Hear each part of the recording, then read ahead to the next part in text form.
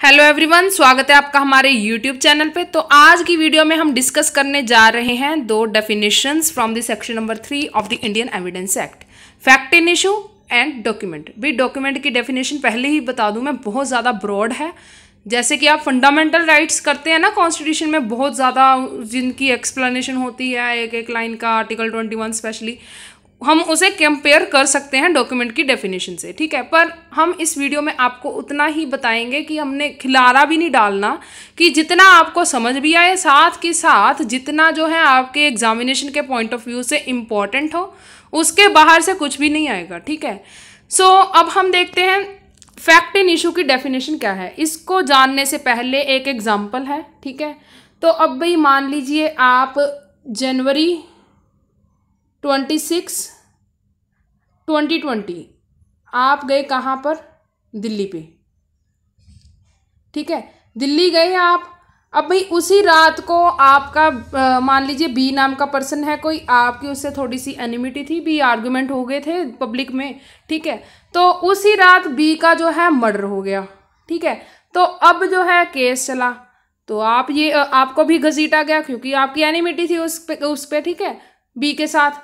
तो अब आप कहेंगे कि मैं तो उस टाइम पे जो है दिल्ली में था, मैं तो एग्जिस्ट ही नहीं कर रहा था लुधियाना में, ठीक है। लुधियाना में सपोज मर्डर हुआ है बी का, ठीक है।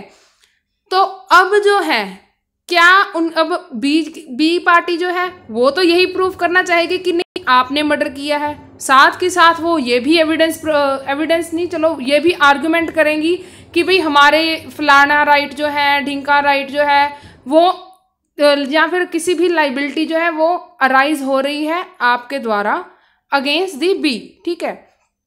तो एक पर्टिकुलर पॉइंट क्या है यहाँ पर, आपकी एग्जिस्टेंस, क्या आप उस टाइम दिल्ली में थे या फिर नहीं, ठीक है। तो ये जो है हम इसे कहेंगे उस केस का फैक्ट इन इशू। अब हम देखते हैं क्या लिखा है सेक्शन नंबर 3 में। यही लिखा है, when the question is about the existence और नॉन एग्जिस्टेंस, क्या आप लुधियाना में थे या फिर नहीं, ठीक है। नेचर और extent of any right, liability और डिसेबिलिटी।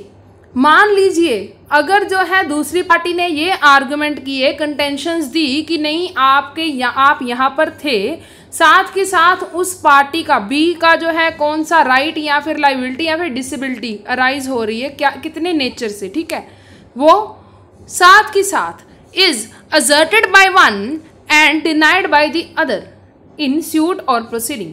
किसी भी सूट में, सिविल सूट में या फिर प्रोसीडिंग में, जुडिशियल प्रोसीडिंग में जो है वो यही दोनों चीज़ों को असर्ट किया जाए, एक पार्टी के द्वारा और दूसरी पार्टी के द्वारा डिनाई किया जाए, ठीक है। आई होप आपको क्लियर हो गया होगा फैक्ट इन इशू का मतलब, ठीक है। Example, A is charged for the murder of B. Now fact in issue is whether A committed murder of B, whether B received sudden and grave provocation from A. Fact that B is of unsound mind is also a relevant fact. आप जो है इस definition इस example को जो है relevant fact की definition के साथ भी रिलेट कर सकते हैं from the point of view of the C point, ठीक है। तो अब हम देखते हैं इशू ऑफ फैक्ट क्या होता है। भाई आप कहोगे अब भी ये तो दोनों सेम ही लगते हैं, be fact in issue and issue of fact. तो एक बात हम आपको बता दें कि फैक्ट इन इशू जो है वो होता है क्रिमिनल लॉ में, ठीक है।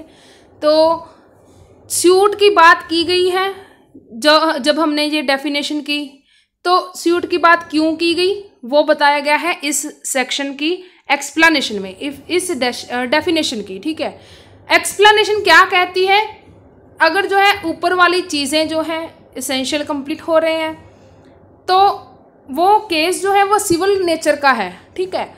वो सूट जो है सिविल नेचर का है तो हम उसे कहेंगे सिविल लॉ में issue of fact. When in civil law the question is asserted और denied in issue of fact is fact in issue, ठीक है। यहाँ पर अब फैक्ट इन इशू क्यों लिखा है, आप ये भी लिख सकते हैं कि सिविल लॉ में फैक्ट इन इशू कन्वर्ट हो जाता है इशू ऑफ फैक्ट में, ठीक है।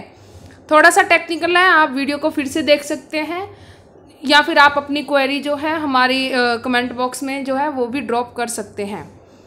ये तो होगी आपकी डेफिनेशन एक। सेकंड डेफिनेशन देखते हैं हम डॉक्यूमेंट की, ठीक है। डॉक्यूमेंट क्या है, एनीथिंग रिटन और एक्सप्रेस्ड ऑन सब्सटेंस, पेपर नहीं लिखा है यहाँ पर, या फिर कोई भी और चीज़ नहीं लिखी, यहाँ पर लिखा है सब्सटेंस। कुछ भी हो सकता है, चाहे कोई भी चीज़ ट्रेन पे लिखी हो, ट्रेन के डब्बे पे बुग्गी में जो है, जो भी है आप समझ ही गए हो, तो या फिर किसी भी बिल्डिंग की दीवार पे लिखी हो, वो भी सब्सटेंस में इंक्लूड होता है। अब भाई लिखी कैसे जानी चाहिए? By means of letter, figure और मार्क और any one from the above means, letter, figure और मार्क में से कोई भी एक, ठीक है। सी क्या कहता है? विच मे बी यूज्ड और intended to be used to recording that matter, कोई भी चीज़ जो कि लिखी गई हो, किस पर्पस के लिए? कि हाँ भाई हमने जो है इस मैटर को रिकॉर्ड करना है, ठीक है, विद उसकी रिकॉर्ड करने की इंटेंशन से, या फिर which may be use to record that matter, तो हम उसे कहेंगे डॉक्यूमेंट। अब भाई यहाँ पर जो है एनी अबव मैटर मीन्स जो है, इसे भी हम काफ़ी ब्रॉड इसकी इंटरप्रिटेशन कर सकते हैं। तो ये जो है थोड़ी सी वीडियो भी ज़्यादा लंबी हो जाएगी, और साथ के साथ ये जो डॉक्यूमेंट की डेफिनेशन है ये 20 मार्क्स के स्पेशली क्वेश्चंस पे नहीं आती अकेली, ठीक है। तो इतना ही बहुत है। इसके साथ जो है आप एग्जाम्पल भी लिख सकते हैं, जो कि आपके बेयर एक्ट पे भी मेंशन है, writing, printing, lithograph and caricature etcetera, ये भी डॉक्यूमेंट है। बात करते हैं अभी इलेक्ट्रिक डॉक्यूमेंट की, ठीक है।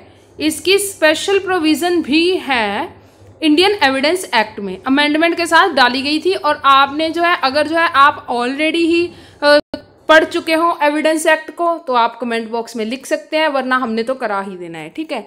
इलेक्ट्रॉनिक डॉक्यूमेंट जो है, अब भाई अनवर पीवी वर्सेस पीके बशीर में जो है एक चीज़ बताई थी कोर्ट ने कि भाई इलेक्ट्रॉनिक डॉक्यूमेंट को अगर आपने देना है एज एविडेंस, तो फिर सेक्शन नंबर 65B, अब हमने बताया कि सेक्शन नंबर 65B की इसेंशियल, जो कि डील करती है इलेक्ट्रॉनिक डॉक्यूमेंट के साथ, उसके इसेंशियल्स को पूरा करना बहुत ज़्यादा ज़रूरी है।